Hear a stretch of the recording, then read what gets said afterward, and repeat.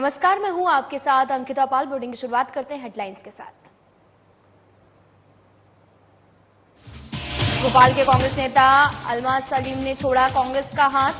PCC chief Jitu Patwari पर लगाए गंभीर आरोप, तुष्टीकरण की राजनीति पर करने का आरोप। भोपाल में लोकसभा चुनाव को लेकर कांग्रेस ने की समीक्षा बैठक। कांग्रेस के सामने आई कई चुनौतियों पर चर्चा, नेताओं ने दिए चुनौतियों का फीडबैक।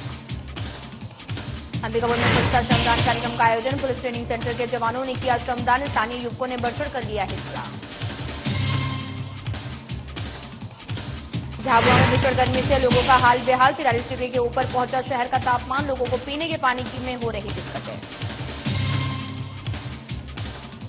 रायसेन में तेजी पत्ता तोड़ने गए व्यक्ति पर बाघ ने किया हमला, बाघ के हमले से व्यक्ति की मौत। वन विभाग ने जंगलों से 50 से अधिक वनकर्मी किए तैनात। रुक करते हैं खबरों की तरफ। आज के समय में जहां पर शिक्षा व्यवसाय का माध्यम बन गया है, वहीं दूसरी ओर राजधानी रायपुर का एक ऐसा संस्थान जिसका नाम कुछ फर्ज हमारा भी है। ये संस्थान शिक्षा, भोजन और स्वच्छता और साथ ही तीनों राजधानी रायपुर में निःशुल्क प्रदान करते हैं। संस्था के संस्थापक नितिन राजपूत से हमारी संवाददाता करिश्मा सोनी ने खास बातचीत की है। इस दौरान उन्होंने क्या कुछ कहा, आपको सुनाते हैं। हमारा भी, जी हाँ, हम बात कर रहे हैं राजधानी रायपुर के एक ऐसे संस्थान के बारे में जो कि भोजन, स्वास्थ्य और स्वच्छता पर साफ तौर पर ध्यान देता है। जी हाँ, हमारे साथ उसके संस्थापक नितिन राजपूत जी भी जुड़े हुए हैं, सीधा उनसे संवाद करेंगे।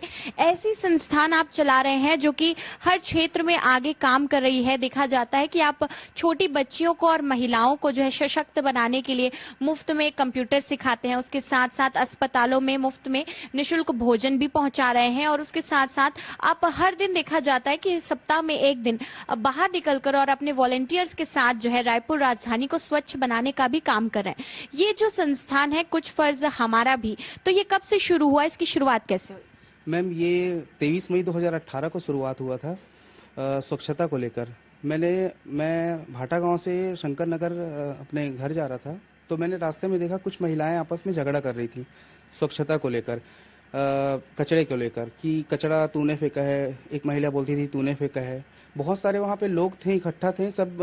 उस जो वहाँ जो माहौल था, मतलब उसको देख के सब खुश हो रहे थे कि मतलब समझ रहे हो आप, दो महिलाएं आपस में झगड़ा कर रही हैं, उनको देख के वो खुश हो रहे थे। लेकिन किसी के मन में ऐसा नहीं आया कि चलो वो झगड़ा को हम शांत करा दें या हम वो कचरा को साफ कर दें। कचरा फाइनली उन्होंने ही किया था और वहीं पे उन लोग पानी भर रहे थे। और उस समय 2018 के आसपास पीलिया और हैजा टाइप का जो समस्या था रायपुर में बहुत तेजी से फैला हुआ था। तो वो जब वहां से मैं देख के गुजरा ना, तो मतलब मैं मन में ये सोचते हुए घर आया कि कैसे मतलब इन लोग खुद ही कचरा किए हैं और पानी भी वहीं से भर रहे हैं और इन लोग खुद झगड़ा कर रहे हैं। तो घर आते आते मेरे दिमाग में वही चल रहा था, मतलब नहीं होना चाहिए ऐसा करके। फिर अपने आप से मैं खुद सवाल किया, मतलब मैं भी तो देख के ही आया वहां से। तो घर आने के बाद मेरी वाइफ है स्मारिका राजपूत और मम्मी, उनको मैं बताया ऐसा ऐसा ये सब चीज़ हुआ, मैंने ये सब चीज़ देखा करके। तो मम्मी और स्मारिका ने कहा कि साफ कर देना चाहिए था देखिए। तो मैं बोला हाँ कर देते हैं। दूसरा दिन सुबह मैं उठा, हाथ में ग्लव्स, मास्क, बाइक लिया और उस जगह पे पहुंचा मैं 6:30 पौने 7 बजे के 6:30 बजे के आसपास। वहाँ फिर मैं खुद से वो सफाई किया, मतलब पैक किया। 7:30 बजे के आसपास उनमें से एक महिला आई जो पहले दिन पानी भर रही थी सुबह। वो बोलती है मुझे आप नगर निगम से हो क्या? तो मैं बोला मैम नगर निगम का ही काम है क्या कि सब सफाई करना? मैं बोला कल यहाँ कुछ महिलाएं आपस में झगड़ा कर रही थी स्वच्छता को लेकर, कचरा को लेकर, तो मुझे वो चीज़ अच्छा नहीं लगा, इसलिए आज मैं सफाई करने आया हूँ। तो पता नहीं वो 10-5 मिनट वो पानी भरी, फिर खुद अपने घर से वो झाड़ू लेके आ गई। झाड़ू लेके आई और मेरे साथ भी मतलब कचरा साफ करने में अपना सहयोग की। अब सोशल मीडिया का ज़माना था, मुझे अच्छा लगा वो चीज़, पूरा कचरा तो क्लीन हो गया वहाँ से। तो मैं अपने फेसबुक पेज में वो पोस्ट 2-4 फोटोज़ दिन क्लिक हो गया था। तो वो ऐसा जो चीज़ मेरे साथ हुआ वो चीज़ को मैं फेसबुक में डाल दिया। बहुत सारे लोगों का 400-500 लोगों का कमेंट आया कि बहुत अच्छा है, बहुत बढ़िया कर रहे हो, बहुत अच्छा है, ये ज़रूरी है, ऐसा वैसा, मतलब लोगों का कमेंट आया। तो फिर मैं सोचा कि मैं अकेला होके 2 लोगों का झगड़ा शांत करा सकता हूँ और कुछ अच्छा कर सकता हूँ, तो क्यों ना एक मैं ग्रुप बनाऊँ, व्हाट्सएप ग्रुप बनाऊँ और उसमें लोगों को जोड़ूँ ताकि स्वच्छता के लिए काम हो। फाइनली अच्छा हुआ सब चीज़। मैं व्हाट्सएप में ग्रुप बनाया जिसका नाम ही रखा मैं कुछ फर्ज हमारा भी। कुछ फर्ज हमारा भी व्हाट्सएप में ग्रुप बनाने के बाद फिर लोग धीरे धीरे जुड़ते गए। उसके 2 दिन 4 दिन बाद फिर हम लोग एक रविवार को एक स्वच्छता का कार्यक्रम रखे। पहले दिन तो मैं अकेला था। जब नेक्स्ट टाइम मैं प्रोग्राम करने के लिए हम स्वच्छता के लिए गए तो उस दिन हम लोग लगभग 15 से 17 लोग हो चुके थे। 17 मतलब एक बहुत अच्छे से काम हो जाता। फिर ऐसे ये चीज चलता रहा 2 दिन 4 दिन 8 दिन। फिर हम गुरुद्वारा रेलवे स्टेशन के पास एक दिन स्वच्छता करने के लिए गए थे। वहाँ एक बाबा थे जिनका एज था लगभग 70-75 साल। वो मतलब ऐसा हाथ आगे करके ना भीख मांगने के लिए मतलब पैसा मांगे। तो हमने सोचा कि मतलब उनका तो एक बाल बढ़ा था, कई साल से वो नहाए नहीं थे, उनका एक कंडीशन ऐसा था। तो हमने पूछा कि बाबा आपको मतलब खाना मिल जाएगा लेकिन आपको ये बाल कपड़ा चेंज सब चीज़ करना पड़ेगा, तब आपको खाना देंगे करके। 10-5 मिनट वो कुछ सोचा, फिर वो रेडी हो गए वो बाबा। फिर हम सभी मेंबर ने सोचा कि ये भी तो एक स्वच्छता की श्रेणी में ही आता है। तो हम धीरे धीरे करके उनका नेकी की दीवार उस समय चलता था, नेकी की दीवार से हम लोग कपड़ा लाएं, उनको एक सुलभ में लेकर गए, उनका बाल काटें, नहलाएं, ट्रीटमेंट मतलब नहलाएं, बाल काटें, कपड़ा चेंज किए और अच्छे से उनको फिर बात करके उनको एक पूछें कि वृद्धाश्रम में आप रुकोगे क्या करके। फिर निजी एक वृद्धाश्रम में बात करके उनको वहाँ हम पनाह दिलाएं। तो कुछ फर्ज हमारा भी की श्रृंखला में हम ये भी जोड़ लिए। फिर ये भोजन, ये अपना स्वच्छता और अपना ये बाबा का जो रेस्क्यू का है, ये दोनों काम हम बारी बारी करते रहे। फिर धीरे धीरे करके फिर एक हम तामच बाबा करके एक पुरानी बस्ती में एक बाबा थे जिनको हाइड्रोसिल का प्रॉब्लम था, पुरानी बस्ती में घूमते थे बिना कपड़े के। फिर उनका हम रेस्क्यू किए। उनका रेस्क्यू जब हम करके आए तो वो इतना ज़्यादा मतलब हम मैम ऐसे तो हम सोशल मीडिया के लिए मतलब पब्लिसिटी के लिए काम नहीं कर रहे थे। हमारा काम ही था कि ऐसे लोगों का बाल काटें, वो उनको एक अच्छा जगह मिल पाए। तो तामच बाबा करके जिनका हम रेस्क्यू किए ना, वो वीडियो हम बना के फेसबुक में डाले बस थे। तो देखते देखते वो वीडियो 5 लाख 7 लाख व्यू चला गया था 2 से ढाई घंटा में। उनको रायपुर के हर एक आदमी मतलब जानते थे तामच बाबा को, जिनको हाइड्रोसेल का दिक्कत था। तो उनका एक रेस्क्यू हुआ। फिर फरवरी के बाद ये लॉकडाउन का घोषणा हो गया। लॉकडाउन का घोषणा हुआ तो आशीष मिश्रा सर का हमारे पास फ़ोन आया था, जो एमडी है स्मार्ट सिटी रायपुर के। उनका फ़ोन आया कि नितिन यार ऐसा ऐसा तकलीफ हो रहा है, बहुत सारे लोग आ रहे हैं बाहर से, उनको खाना नहीं मिल पाएगा, आज से लॉकडाउन का घोषणा भी हो गया है, तो तुम लोग कुछ हेल्प कर सकते हो क्या करके। मैं बोला बिल्कुल सर, कहाँ पे आना है बताइएगा। तो 11:30 बजे के आसपास हम सर से मिले।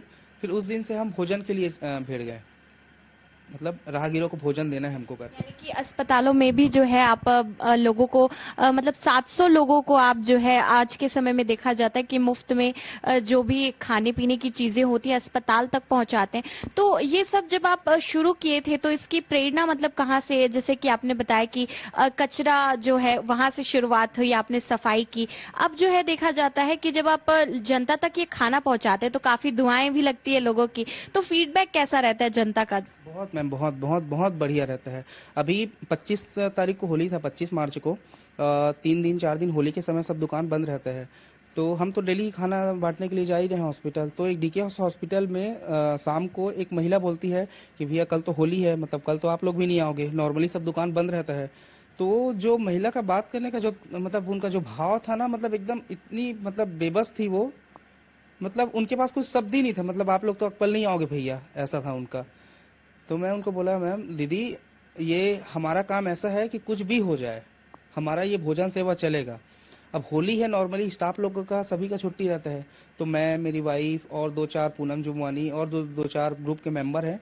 होली हम ना खेल के पूरा यहाँ खाना बनाना, पूरा पैक करना, फिर खाना छोड़ना। स्टाफ नहीं है तो गाड़ी भी नहीं चलेगा, तो हम खुद गाड़ी में अपने ई रिक्शा में डाल के मैं खुद चलाते हुए गया, फिर खाना बांटे।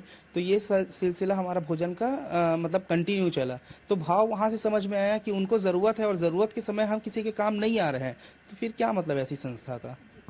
बच्चियों को आप कंप्यूटर भी सिखाते हैं, अब तक कितनी महिलाएं और एवं जो है बालिकाओं को आपने सिखाया होगा कंप्यूटर? मैम नॉर्मली हम लॉकडाउन के बाद ही चालू किए थे कंप्यूटर शिक्षा 2021 में, लेकिन इसका जो फ्लो है 2022 में हमको मिलना चालू हुआ। लगभग 150 ऐसी महिलाएं और बालिकाएं हैं जो जिनको सर्टिफिकेट दिया जा चुका है। उसमें 45 ऐसी बच्चियां हैं, महिलाएं हैं जो आज के डेट में जॉब कर रही हैं यहाँ से सीखने के पहले, मतलब सीखने के बाद। हमारे पास ऐसी महिलाएं आती हैं जिनको माउस पकड़ना भी नहीं आता था, लेकिन आज वो एक्सेल में 8,000 10,000 रुपए में जॉब कर रही हैं। देखा जा सकता है कि ये जब आप संस्थान आपने शुरू की तो आपने अकेले से शुरू किया था। आपकी अगर बात करें तो कितने लोग आपके साथ जुड़े हुए हैं, आपके वॉलंटियर्स कितने हैं और ग्रुप्स में कितने लोग हैं, क्योंकि ये बहुत ही अच्छा काम है और लोग जब इससे जुड़ते हैं तो उनकी क्या प्रक्रिया रहती है, क्या वो मदद करने लोगों के एक कदम आगे आते हैं? बिल्कुल बिल्कुल मैम, बिल्कुल।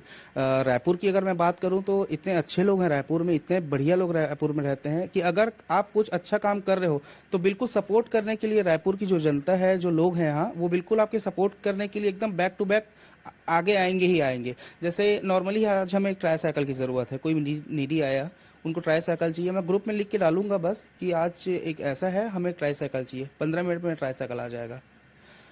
अब भोजन की बात करें तो भोजन सेवा में हम लोग पहले ये चीज स्वयं से करते थे अपने से, लेकिन डेली भोजन सेवा करना एक आदमी के लिए मतलब इम्पॉसिबल है। तो हम क्या किए मैम, जन्मदिन, सालगिरह, पुण्यतिथि, एनिवर्सरी सबके घर में है, तो आप अपने तरफ से इसमें एक छोटा सा सहयोग करके आप भोजन सेवा को आप कर सकते हैं। तो हमारा भी काम कंटिन्यू होगा, जिनको भोजन चाहिए उनको भी लगातार मिलेगा, और जो साल में एक बार सेवा करना चाहते हैं उनको भी एक सेवा का अवसर मिल जाएगा। अगर बात करें तो कुछ फर्ज हमारा भी, इस संस्थान का अब आगे एम क्या है? क्योंकि ये देखा जिस तरीके से आपने बताया कि 150 बच्चियों को आपने जो है और महिलाओं को कंप्यूटर सिखा दिया है, कहीं ना कहीं वो सशक्त हो गई हैं। साथ ही में जनता को भी, जरूरतमंदों को लगातार भोजन आप पहुंचा रहे हैं। उसके साथ साथ रायपुर राजधानी को स्वच्छ बनाने के लिए भी एक कदम आप उठा चुके हैं। तो आगे क्या एम है, मतलब क्या कुछ आपने आगे सोच रखा है? मैम एजुकेशन का अगर बात करूं मैं तो अभी C28 राधा स्वामी नगर भाटा गांव में ये सेंटर हो रहा है। मैं और मेरी टीम, हमारी जो टीम है कुछ फर्ज हमारा भी के, सभी हम ये चाहते हैं कि रायपुर में लगभग 70-72 वार्ड है, हर एक वार्ड में कंप्यूटर शिक्षा हो कुछ फर्ज हमारा भी का, जहां हर एक वार्ड में पढ़ने के लिए वहां स्थानीय बच्चे आ पाए। अभी हमारा भाटा गांव में चल रहा है तो कोई टाटीबंध से या शंकर नगर से पढ़ने के लिए कोई बच्ची नहीं आ सकती। मैम हमारे यहाँ आप लगभग देखोगे तो जो आते हैं बच्चे साइकिल में आएंगे या तो पैदल आ रहे हैं। भाटा गांव में आने के लिए वो ना तो शंकर नगर से आ सकते ना तो टाटीबंध से आ सकते। हमारा सोच ऐसा है मैम कि हर वार्ड में कंप्यूटर शिक्षा हो कुछ फर्ज हमारा भी का, जो भले 2 घंटा चले लेकिन हो। दूसरा, भोजन के लिए आज हम 2 हॉस्पिटल में दे रहे हैं, एक बैरन बाजार के पास BH हॉस्पिटल है वहाँ, और एक DKS हॉस्पिटल। भोजन का मैं ये सोचा हूँ कि रायपुर के हर एक सरकारी अस्पताल में कुछ फर्ज हमारा भी का भोजन जाए, और ये जो सपना है मैम 2 साल के अंदर कैसे भी करके पूरा करना है, चाहे एजुकेशन हो चाहे भोजन हो जी। तो ये थे हमारे साथ नितिन राजपूत जी, जिन्होंने बताया कि कुछ फर्ज हमारा भी का आगे एम क्या है। और उनका कहना है कि राजधानी रायपुर के हर अस्पताल में, हर देख सकते सरकारी अस्पताल में वो चाहते हैं कि उनका जो है भोजन पहुंचे और जनता को सुविधा हो। साथ ही में जो बच्चियां देख सकते हैं कि कई लोग ऐसे भी होते हैं जो कि बिलो पॉवर्टी लाइन के नीचे होते हैं, पढ़ाई करने में उनको काफी ज्यादा परेशानियों का सामना करना पड़ता है, और कई ऐसी एजुकेशन सिस्टम की चीजें होती है जो वो अफोर्ड नहीं कर पाते, उससे भी वो निःशुल्क प्रोवाइड करा रहे हैं। और वो चाहते हैं कि रायपुर राजधानी के 70 के 70 वार्डों में जो है उनका एक ऐसा NGO का एक ब्रांच खुले जहां पर जो है बच्चियां उस एरिया से आए और सशक्त बने। कैमरामैन नरेश राव के साथ करिश्मा सोनी, साधना प्लस न्यूज, छत्तीसगढ़। भोपाल में प्रदेश अध्यक्ष जीतू पटवारी और प्रभारी भंवर जितेंद्र सिंह ने लोकसभा चुनाव को लेकर समीक्षा बैठक की है। इस दौरान उन्होंने लोकसभा चुनाव के दौरान कांग्रेस के सामने आई चुनौतियों का पार्टी नेताओं से फीडबैक लिया, और बैठक में कांग्रेस के वरिष्ठ नेता सहित सभी लोकसभा प्रत्याशी शामिल रहे। कलेक्टर विलास भोसकर के मार्गदर्शन में जिले में पर्यटन और धार्मिक स्थलों में स्वच्छता श्रमदान कार्यक्रम का आयोजन किया जा रहा है, और इसी क्रम में मैनपाट के ग्राम कुनिया स्थित पर्यटन स्थल टाइगर पॉइंट में संपूर्ण स्वच्छ ग्राम निर्माण की दिशा में स्वच्छता कार्यक्रम का आयोजन कर साफ सफाई की गई है। मैनपाट के स्वच्छता आइकॉन कमलेश सिंह के निर्देशन में सक्रिय युवाओं की टीम इस स्वच्छता श्रमदान अभियान में शामिल हुई। वहीं सक्रिय युवाओं के साथ पुलिस ट्रेनिंग सेंटर के जवानों ने भी हिस्सा लिया, उत्साह और जोश के साथ श्रमदान किया है। साथ ही एकत्रित हुए और साथ ही सूखे कचरे और प्लास्टिक अपशिष्ट को नजदीकी ठोस अपशिष्ट प्रबंधन सह आजीविका संसाधन केंद्र में पहुंचाया है।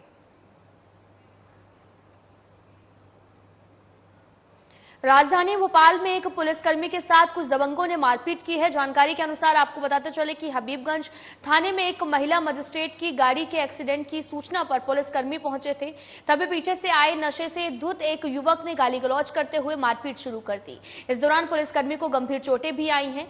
पुलिसकर्मी के साथ मारपीट करने के बाद आरोपी मौके से फरार हो गए। वहीं इस घटना को लेकर हबीबगंज थाने में प्रकरण दर्ज कर लिया गया। फरार आरोपियों की गिरफ्तारी को लेकर सीसीटीवी फुटेज के आधार पर पड़ताल भी की जा रही है। फिलहाल आरोपी की कार को पुलिस ने जब्त कर लिया है। पुलिस का भी कहना है कि जल्द ही आरोपी को गिरफ्तार कर लिया जाएगा। 18/5/24 की रात्रि लगभग 2:30 से 3 बजे के समय रहा होगा। थाने पर जो पदस्थ हैं प्रधान आरक्षक राम प्रवेश प्रजापति, इनकी ड्यूटी FRV में लगाई गई थी। तो इनके पास में एक इवेंट आता है एक्सीडेंट का। किसी महिला ने एक इवेंट दिया कि यहाँ पर रेलवे स्टेशन के सामने बंसलवन जो कंस्ट्रक्शन चल रहा है ओवरब्रिज का, वहाँ पर एक एक्सीडेंट हो गया 2 कारों के बीच में। तो FRV वहाँ पर पहुँचती है। क्योंकि वहाँ पर FRV जब पहुंची तो दोनों गाड़ियाँ जिसका एक्सीडेंट हुआ था तो आपस में उनका समझौता हो चुका होता है और वो गाड़ी वहाँ से रवाना हो जाती है। एक गाड़ी वहाँ पर खड़ी रहती है जिसमें कॉलर, जिस महिला ने इवेंट दिया था वो महिला वहाँ पर थी। तो हमारे FRV के जवान ने उससे बातचीत करी और उन्होंने बोला कि हमारा राजीनामा हो गया, हम जा रहे हैं। तो उसी बीच में पीछे से एक गाड़ी आती है रेड कलर की, जिसका गाड़ी नंबर है MP 04ZE 4423। ये पीछे से आती है रेड कलर की और आ करके हमारे जवान से गाली गलौज करके और मारपीट कर वो उसका जो चालक है, वाहन का चालक, वो उस पर हावी हो जाता है। और वहाँ से जब तक वो पुलिस को सूचना मिलती है, हम लोग पहुँचते तब तक वो वहाँ से वाहन चालक फरार हो जाता है। वाहन पुलिस ने जब्त कर लिया है। वाहन चालक खबर अंबिकापुर से, जहां पर सरगुजा पुलिस ने हत्या मामले का चंद घंटों में खुलासा करते हुए आरोपी पति को गिरफ्तार कर लिया है। आपको बताते चले कि गांव पैगा में एक व्यक्ति ने खाना नहीं देने की बात से नाराज होकर अपनी पत्नी पर लोहे की टांगी से वार कर दिया और इस दौरान आरोपी पति ने अपनी पत्नी के मुंह और सिर पर कई बार टांगी से वार करते हुए मौत के घाट उतार दिया। वहीं प्रार्थी की सूचना के आधार पर पुलिस ने कार्रवाई करते हुए आरोपी पति को गिरफ्तार कर जेल भेज दिया है और आगे की जांच में भी जुटी हुई है।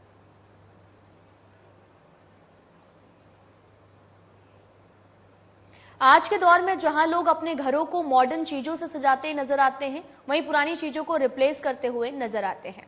वहीं राजधानी रायपुर के एक ऐसे शख्स जिन्हें एंटीक चीजों से काफी ज्यादा प्यार है और आपको बताते चले कि जिनका लक्ष्मी नारायण लाहौटी, जिन्हें पुराने बर्तनों के संग्रह से लेकर के अपने संस्थान से जुड़कर समाज सेवी कार्य करना भी उन्हें काफी ज्यादा पसंद है।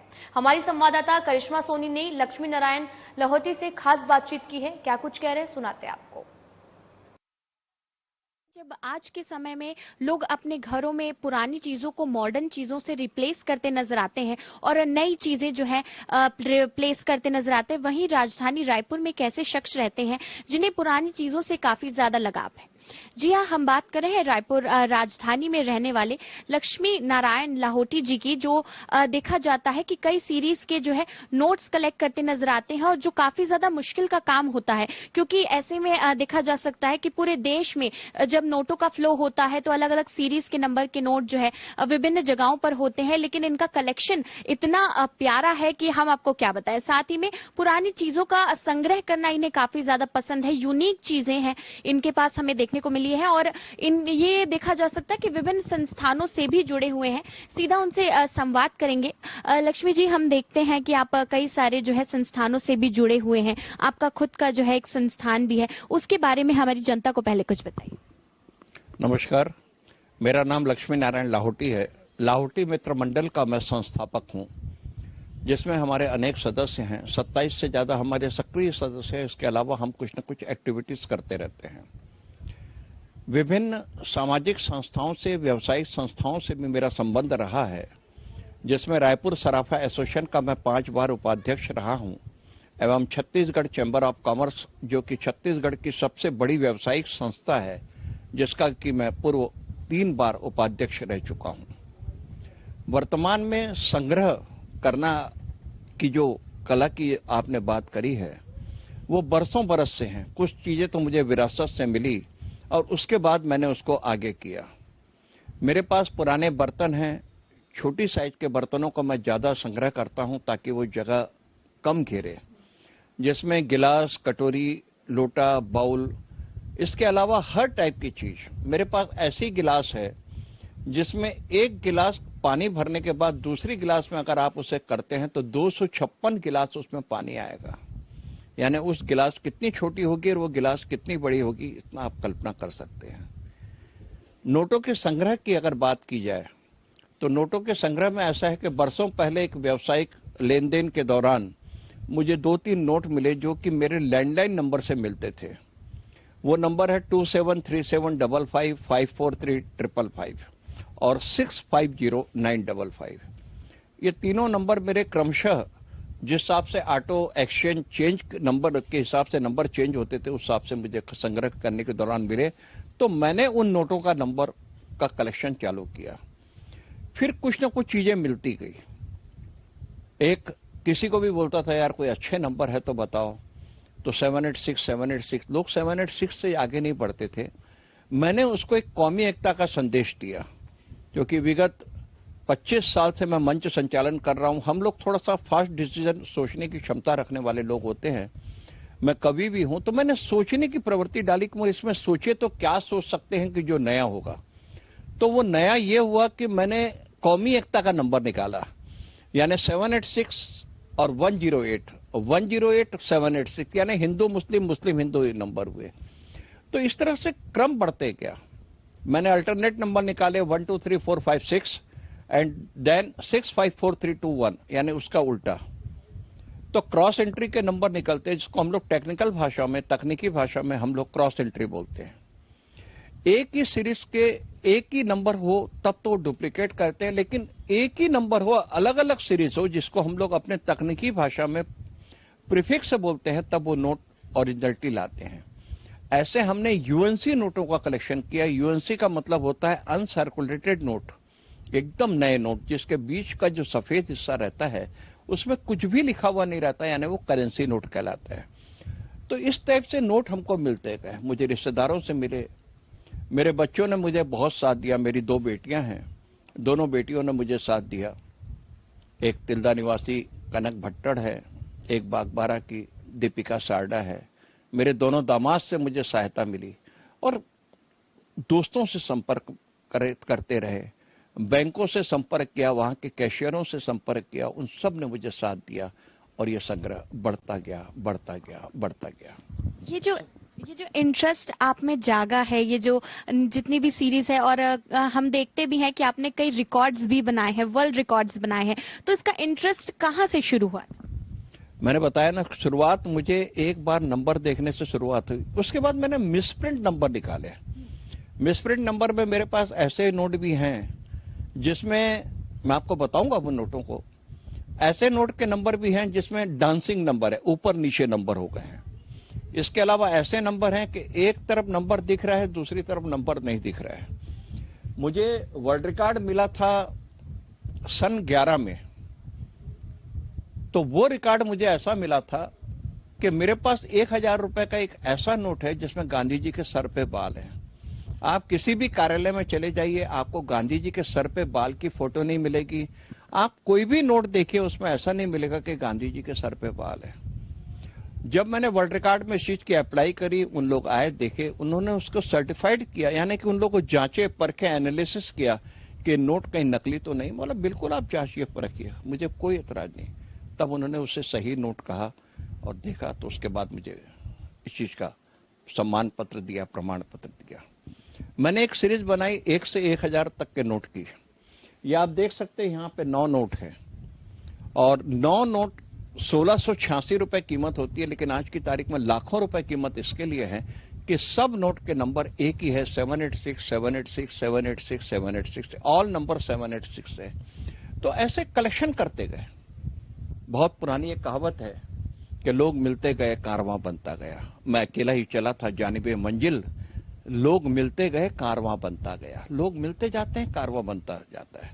आपकी सोच अच्छी होनी चाहिए, आपको राह मिलती जाएगी। कभी कोई मुश्किल आई, क्योंकि जब आप नोट कलेक्शन कर रहे हो या कुछ एंटीक चीज कलेक्ट कर रहे हो तो देखा जाता है कि कई लोग जो है वो समझ नहीं पाते जो आप उन्हें समझाना चाहते हो, तो कई बार आपको ऐसे कोई लोग मिले हैं? कई बार नहीं, बहुत से बार मिले हैं कि लोग मुझे पागल समझते हैं कि क्यों कर रहा है, क्या करोगे। एक जन ने वैसे ही मुझे कह दिया कि यार क्यों ये फालतू खर्चा कर रहे हो। मैं समझ नहीं पाया कि ये मुझे खर्च बोल रहा है, जबकि मैं इस चीज का संग्रह कर रहा हूँ, कलेक्शन कर रहा हूँ। भाई खर्च कर रहा हूं तो वो पैसा ही मुझे नहीं मिलेगा, लेकिन ऐसा कुछ नहीं है। जो भी आदमी कोई भी जो अलग करता है वो थोड़ा सा दीवानगी प्रवृत्ति का होता है और वही ये सब चीजें कर सकता है। आज एक सामान्य व्यक्ति का तो आप भी इंटरव्यू नहीं ले रहे हैं, कुछ मेरे में अलग है, तब आप मेरे पास आए हैं। आपका जो संस्थान है, देखा जाता है कि विभिन्न तरीके के सामाजिक कार्यक्रम करता नजर आता है, वृद्धाश्रम में भी आप लोग जाते हैं, तो कौन कौन से विभिन्न तरीके के कार्यक्रम है जो आप करते रहते हैं? देखिए ऐसा है, लाहौटी मित्र मंडल के माध्यम से मैं वृद्धाश्रम में, बाल आश्रम में, इसके अलावा प्रत्येक वर्ष अंतर्राष्ट्रीय महिला दिवस जो कि 8 मार्च को मनाया जाता है, उस दिन हम 108 महिलाओं का सम्मान करते हैं। सनातनी परंपरा को मैं कुछ ज्यादा मानता हूं, कौमी एकता के प्रतीक भी नोट भी इकट्ठा किया हूं, लेकिन उस चीज को मैं वैसे मानते हुए 108 महिलाओं का 12 वर्ष हो गए हैं, 8 मार्च के दिन ही हम 108 महिलाओं का सम्मान करते हैं। इसके अलावा जब बारिश होती है कुछ फ्लैश में इतना ही। नमस्कार।